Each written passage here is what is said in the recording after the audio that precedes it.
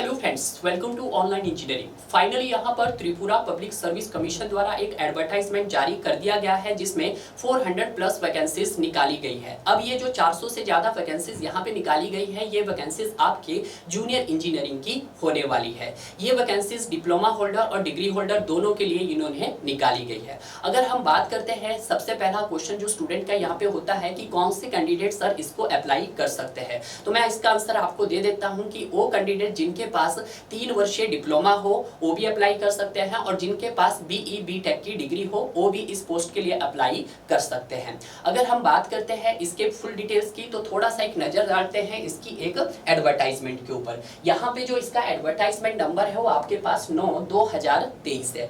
इस एडवर्टाइजमेंट की सबसे पहली लाइन पढ़ना बहुत इंपॉर्टेंट है। उसने क्या लिखा है, online applications are invited from bonafide citizen of India in recruitment, कि अगर आप इस पोस्ट के लिए अप्लाई करना चाहते हैं तो आपके पास भारतीय नागरिकता होनी चाहिए। क्लियर है? अगर आपके पास भारतीय नागरिकता है तभी आप इस पोस्ट के लिए अप्लाई कर सकते हैं। यहाँ पे जो पोस्ट को इन्होंने डिवाइड किया गया है वो 2 पार्ट्स के अंदर डिवाइड किया गया है। जैसे देखिएगा, जूनियर इंजीनियरिंग टीईएस जिसमें वीए है जो डिग्री होल्डर्स के लिए है। डिग्री होल्डर के पास आपके पास बीई और बीटेक की डिग्री होनी चाहिए, सिविल हो, इलेक्ट्रिकल हो, मैकेनिकल हो। अगर मैं बात करता हूँ ग्रुप बी में, तो ग्रुप बी आपके पास डिप्लोमा होल्डर्स के लिए निकाली गई है जिसमें सिविल, इलेक्ट्रिकल और मैकेनिकल हो। क्लियर है? अब ग्रुप सी भी यहाँ पर देख सकते हैं। क्लियर है?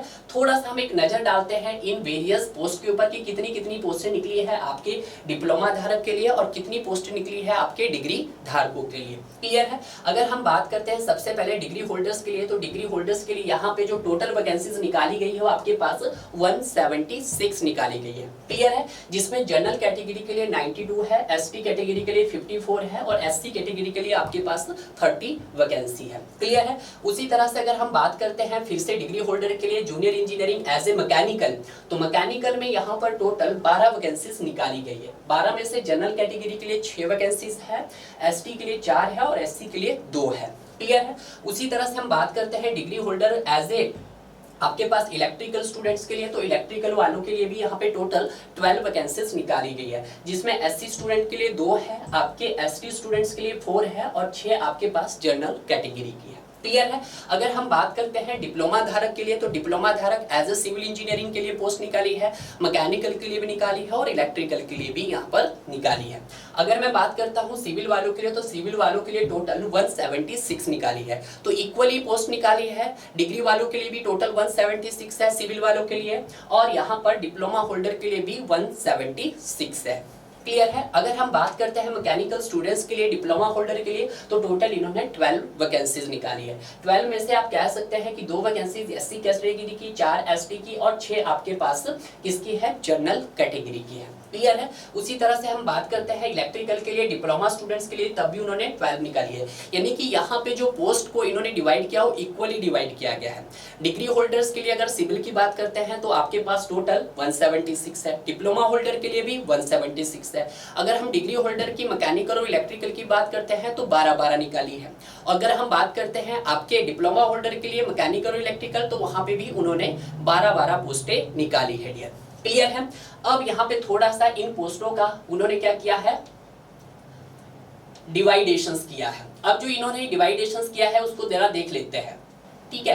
क्योंकि जो आपके पास ये टोटल पोस्टें निकली है, इनमें से 33% रिजर्वेशन आपका वुमेन कैंडिडेट का है। क्लियर है? आप इसको भी पढ़ना चाहो तो पढ़ सकते हैं। डिग्री होल्डर अगर हम सिविल की बात करते हैं, टोटल पोस्ट है आपके पास 176 है, जिसमें से आपके पास जनरल की 32 है, एसटी की 18 है, एससी की 10 है, टोटल 60। यानी कि 176 में से आपके पास 60 पोस्टें किसकी है, वुमेन कैंडिडेट की है। क्लियर है? उसी तरह से आप यहाँ पे डिग्री होल्डर मैकेनिकल की देख सकते हैं, तो 4 पोस्टें हैं आपके रिजर्वेशन मतलब महिलाओं के लिए।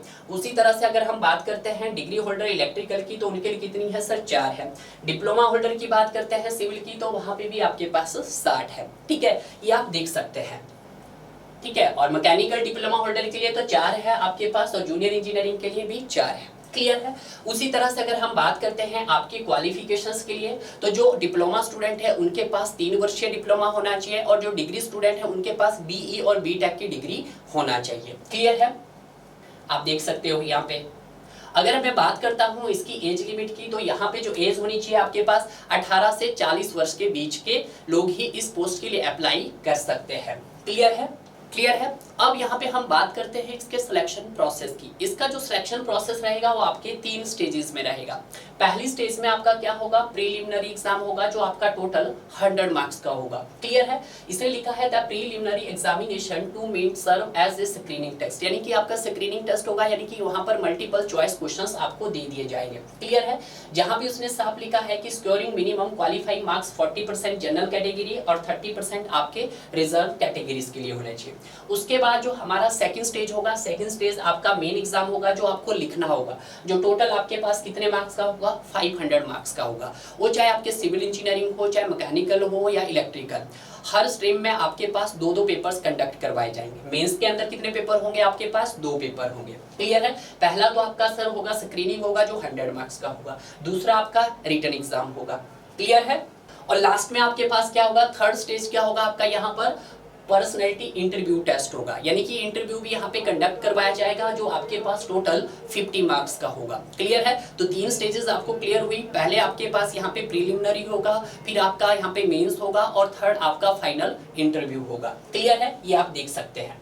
अगर हम बात करते हैं यहाँ पे पहले स्टेज की, तो पहले स्टेज में आपके पास टोटल कितने मार्क्स का है, 100 मार्क्स का। 100 मार्क्स से आपके लिए क्या क्या क्वेश्चंस इंक्लूड हो सकते हैं, यहाँ पर आपके पास इंग्लिश 10 मार्क्स के लिए है, general knowledge and current affairs national और इंटरनेशनल आपके पास 10 मार्क्स के लिए है, और इंजीनियरिंग एप्टीट्यूड आपके पास टोटल 80 मार्क्स के लिए है। क्लियर है। तो टोटल आपके पास कितने हो गए, 100 मार्क्स हो गए। Negative marking will be as per TPS norms, और यहाँ पे नेगेटिव मार्किंग भी इन्होंने मेंशन करके दिया गया है। अगर मैं मेन एग्जाम की बात करता हूं, मेंस एग्जाम में पहला पेपर आपका कंपलसरी रहेगा जिसमें आपकी जनरल स्टडी रहेगी। जनरल स्टडी आपका 100 मार्क्स का रहेगा जिसमें 1 घंटे का टाइम आपको दे दिया जाएगा। उसके बाद आपके पास जो ऑप्शनल सब्जेक्ट होंगे, जो सिविल वाले होंगे उनके सिविल के 2 पेपर होंगे, जो मैकेनिकल वाले होंगे उनके 2 मैकेनिकल पेपर होंगे, जो इलेक्ट्रिकल वाले होंगे उनके भी 2 होंगे। जैसे इन्होंने साफ मेंशन किया है, जो टोटल कितने मार्क्स के होंगे, हर एक पेपर आपके पास 200 मार्क्स का होगा। मैंने आपको बताया था कि जो आपका मेंस पेपर है वो 500 मार्क्स का है। 500 मार्क्स में से आपका 100 रहेगा जनरल स्टडी का और 200 नंबर्स के रहेंगे आपके सब्जेक्ट से रिलेटेड, जिसमें सिविल इंजीनियरिंग 1 पेपर रहेगा वो भी 200 मार्क्स का, सिविल इंजीनियरिंग 2 पेपर रहेगा वो भी 2 मार्क्स का। उसी तरह से मैकेनिकल 1 मैकेनिकल 2 2 पेपर होंगे इलेक्ट्रिकल के, जिसके लिए आपका टाइम ड्यूरेशन कितना दिया जाएगा, एक पेपर को सॉल्व करने के लिए 3 घंटे का दिया जाएगा। क्लियर है। और उसके बाद जो आपका स्टेज रहेगा वो आपका इंटरव्यू का स्टेज रहेगा। क्लियर है। अब यहाँ पे बारी आती है कि सर इसका जो फॉर्म भरने की तारीख है वो कब से स्टार्ट हो जाएगा। इसका जो आपके पास यहाँ पर ऑनलाइन एप्लीकेशन जो पोर्टल आपका स्टार्ट हो जाएगा वो आपका 25/7/2023 से, यानी कि 25 जुलाई से लेकर आप 24 अगस्त तक शाम 5:30 बजे तक इस फॉर्म को फिलअप कर सकते हैं। क्लियर है। और अगर हम बात करते हैं इसके प्रीलिमिनरी एग्जाम की कि सर इसका प्रीलिमिनरी एग्जाम कब हेल्ड किया जाएगा, तो उन्होंने साफ मेंशन किया है 7 अक्टूबर को आपका प्रीलिमिनरी एग्जाम हेल्ड कर दिया जाएगा। क्लियर है। और अगर हम बात करते हैं इसके ऑनलाइन फीस की, तो ऑनलाइन फीस कितनी है यहाँ पर, अगर ग्रुप बी की बात करते हैं गैजेटेड पोस्ट के लिए आपके पास जनरल कैटेगरी के लिए 350 रुपए है, और जबकि आपके रिजर्व कैटेगरी के लिए 250 है। अगर हम बात करते हैं ग्रुप सी की यानी कि नॉन गैजेटेड पोस्ट के लिए, तो उसके 200 रुपीज आपके जनरल कैटेगरी के लिए है और 150 आपके किसके लिए है सर, रिजर्व कैटेगरी के लिए। क्लियर है। तो इस तरह से आपके पास यहाँ पर जितना भी डिटेल नोटिफिकेशन था वो हमने यहाँ पर कंप्लीट कवर किया है। अब यहाँ पे देखते हैं क्या सर इसको ऑल ओवर इंडिया के स्टूडेंट अप्लाई कर सकते हैं, जो सबसे पहला क्वेश्चन स्टूडेंट का यहाँ पर उठता है, तो थोड़ा सा हम उसके बारे में भी यहाँ पर देख लेते हैं।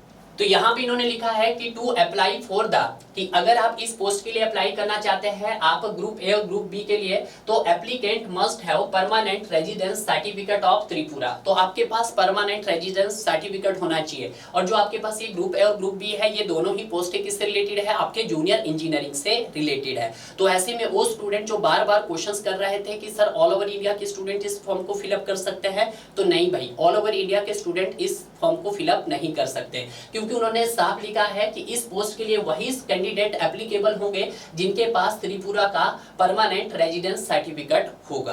क्लियर है। तो इस तरह से यहाँ पर हमने पूरी की पूरी यहाँ पर जो भी एडवर्टाइजमेंट आई थी उसके बारे में डिटेल में जाना। अगर आप चाहते हैं कि सर आप इसकी पीडीएफ हमें प्रोवाइड कीजिएगा, तो इसका लिंक मैं आपको नीचे दे दूंगा। जैसे ही आप लिंक को क्लिक करोगे तो आपको ये पीडीएफ मिल जाएगा डियर। क्लियर है।